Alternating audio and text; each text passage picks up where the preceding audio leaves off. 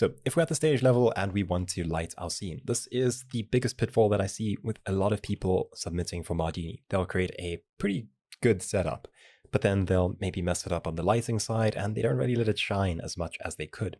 And to really prove this point, I'm just going to be using spheres and grids and cubes and show you that you can make a really good looking scene with just a good lighting setup. So I'm just going to drop a sphere, move it up a little, drop a grid, and this is going to be our Mardini project for today.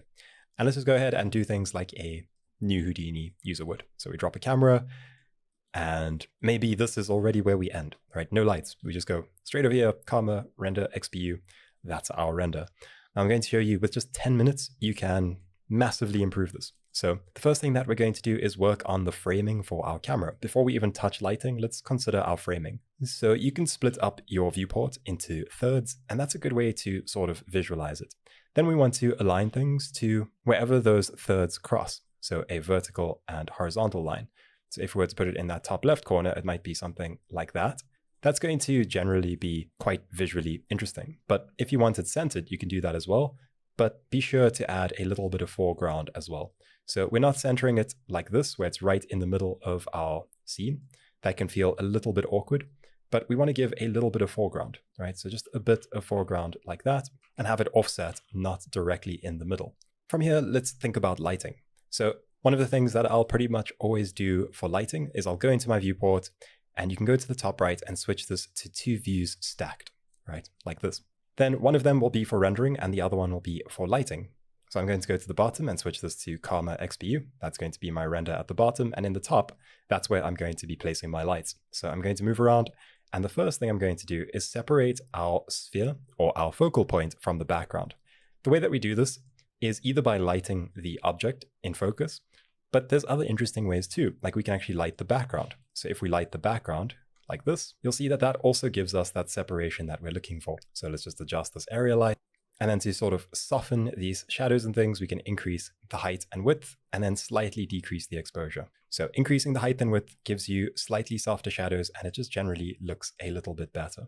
So the way that we want to be thinking about this is in terms of contrast. Good contrast between foreground and background elements or areas of focus. So the next light that we're going to do is to separate our focal point from the background, because now we've separated the background. So now the next thing is to separate our focal point. So I'm just going to call this backlight, and the names become important a little bit later, and I'll show you why. But let's go ahead and throw in a rim light. So we have a backlight, and then maybe we'll throw in a rim light. So we'll do it from slightly below and to the side, like that. I'll use a spotlight for this. And I really don't want it giving so much light to the side. So I'm going to move it towards the back until it's really just hitting the edge of this sphere. All right, so something like that. This is going to be our rim light, and with it, we can increase the exposure so that it's a bit brighter. And we don't want it providing too much light on our ground, so we can go over to shaping and slightly reduce the angle until it's just hitting exactly where we want it to hit. And then we can soften it. There we go. All right, now that we've separated our focal point from the background, it's time to actually focus on what we want to light in our scene. So we can go over here to the top right, almost above the camera. It can also be top left, it doesn't matter. Again, all of these aren't exactly rules, they're just ideas, things that are useful to know, and you can use them in whichever way applies to you. So I'm going to drop a spotlight. That spotlight is going to focus in on our actual focal point. This is going to be our main light, and let's just shape it so that it's only really hitting our point of interest. Move it around a little, and you'll see that it gives us this very sharp spotlight. And that's good. We want to slightly increase that until it's basically covering only what we want to focus on, and then we're going to soften it. With these 3 lights, we already have a much better lighting setup. If we hide this and look at the default, it's super flat. It doesn't show off any of the details in our scene. When we start doing this, if we have any sort of interesting details in our shot, it's really going to start to shine because we're going to be focusing on the edge of it, so the shape or the contour. And this sort of angled light is not going to flatten any details on the actual object. We're also separating it from the background so that there's good contrast.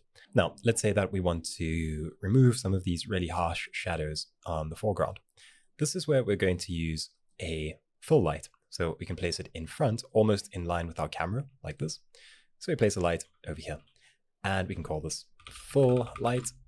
And now the problem with a full light like this is that it does soften our shadows, But it also kind of undoes all of that work that we've been trying to do, because as we push up the intensity, you'll see that it flattens the scene. We end up with this really flat lighting that just doesn't look very good. This is where a light linker is going to come in handy, and a light linker allows us to control light contributions. So if we don't want our sphere receiving light from our full light, we can actually do that.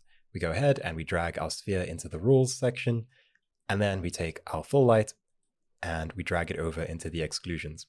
And just like that, the full light now only affects the ground, right? So we can soften the shadows on our ground. Now, one thing that I would recommend is once you have all of your lights set up like this, you can just select all of them and enable color temperature. You'll see that they all gain a very slight color. So the way that this works is that the lower you go on color temperature, the warmer your lights are going to get. So as you can see, it moves towards red. And as we push it up, we're going to have cooler lights. This is a great way of controlling the mood of your scene. If you want cooler, more crisp lighting, then you would go for higher values. 6600 is going to be close to the color at noon, whereas sunrise and sunset is going to be closer to around 2000. And I know that seems very orange, but that is actually the color that you would get around sunrise or sunset. Anything in between there is going to mimic your daytime colors. I like to do a mix of about 5500 and 6600, and mixing those two up gives you some interesting results. Now, another thing that you could do is you could use a light mixer. So once all of your lights are placed and they're getting a little bit difficult to play around with, you can plug in a light mixer at the end. And this is why naming all of our lights is really important, because we can select all of our lights over here, clicking and drag them over to the right-hand side. And now we have access to all of our lights in the form of sliders and attributes. So we can make all sorts of changes. So on our lights, we can now get as creative as we want. If we want to decrease our full light and main light and make this more dramatic, we can.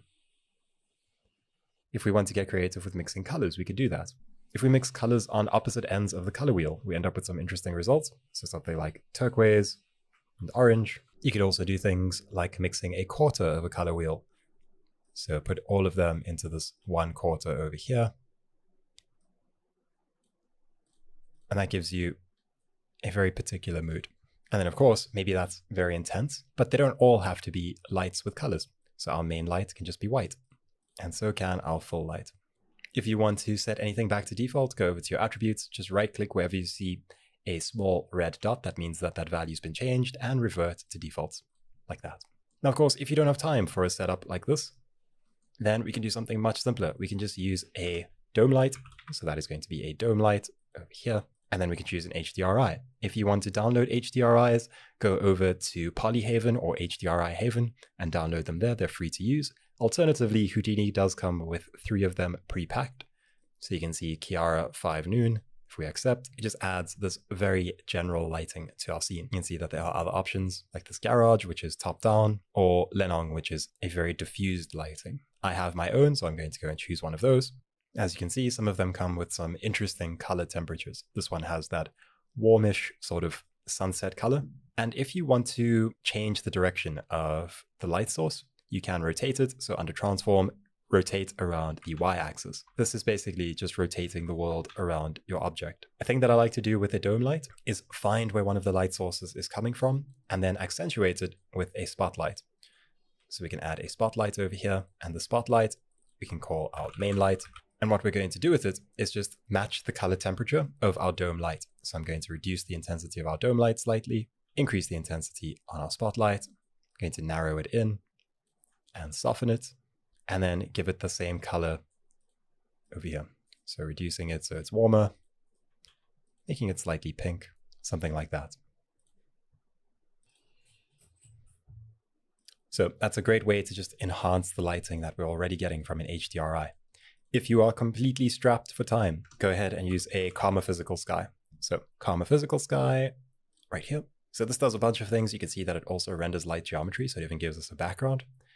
And there's a few things that I want you to focus on. So angular size is going to basically be the size of the sun. I put that in quotation marks because really all it's doing is softening the shadow. So if we have 0 angular size, you'll see that we have a perfectly sharp shadow. As we push this up, the shadow softens. This is also enhanced by turbidity, which is the amount of stuff in the atmosphere. You can think of it as a foggy day or in a smoggy environment, that sort of thing. Pushing that up will once again give you softer, more diffuse lighting. Closer to 1 will give you a clear sunny day. I also like to blur the horizon fall off if I am going to be rendering this with the background, because it does give you this nice gradient in the background and you can change the color of the background as well, right? So that's really useful for just quickly setting up decent looking results. The next thing is that on the sky, we have altitude and azimuth. Altitude is how high the sun is in the sky. 0 is going to be at the horizon, or basically sunset. You'll want to use higher than 0 for something like sunset, so maybe 5 to about 15. If we go to 90, then it is directly above, so that is midday. And if you're looking for that sweet spot, that's sort of golden hour, we're going to be looking at between 12 and 20, and then just increasing our exposure slightly, right? Something like that. As for solar azimuth, that's just the rotation, similar to the dome light rotation. So 45 will rotate your sun 45 degrees around. So it's just where your sun is in your scene. You can rotate that around and change the angle of the sun. So there we go. Calmer physical sky, done. The next thing that I want to show you is just a camera setting thing. So how do we make our scene a bit more interesting based on camera settings and affecting our foreground and things like that? Well, the first thing is under our view, we have our focal length. If we decrease the focal length, you'll see that there is less of a squashing of our foreground and background, so it gets in more of our environment. This is useful if what's surrounding your object is important. The more we close in with a higher focal length, the more it squashes our foreground and background together. So lower allows you a wider field of vision, higher kind of squashes everything together.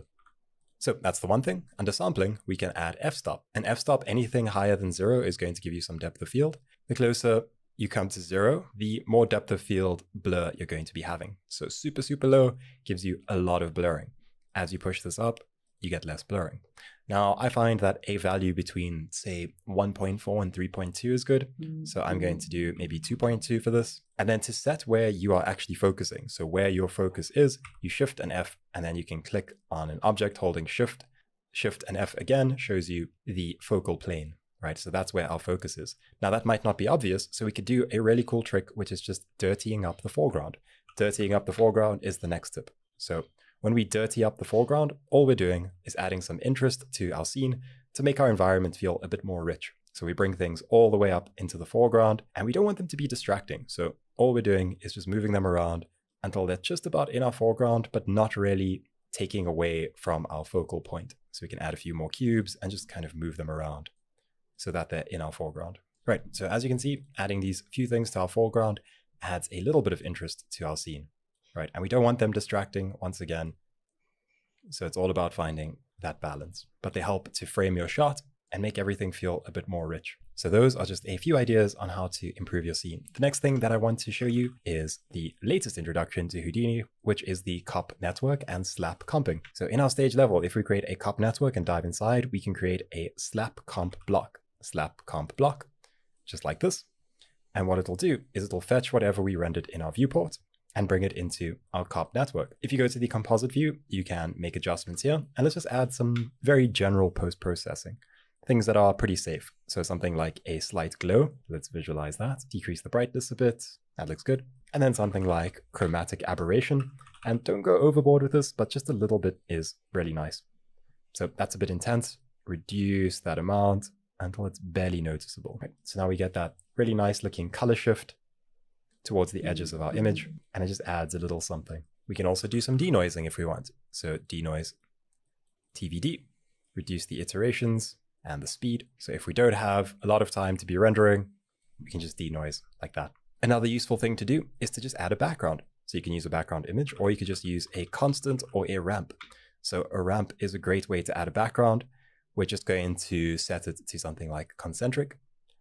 We're going to use our C to give it a size reference, so that's the same size as our render. We'll make it an RGB ramp, and we'll just give it some colors. Maybe just some blues and grays, something like that.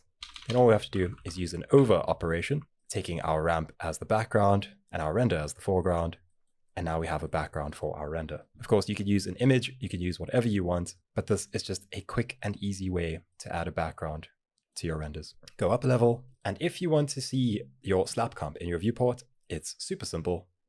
You just click on this little purple icon on the right-hand side, and there we have our composited image in our viewport. You can also pin your viewport and make changes in your cop network so that you can see it live. So those are some quick ways to get really good looking results when setting up our lights and cameras.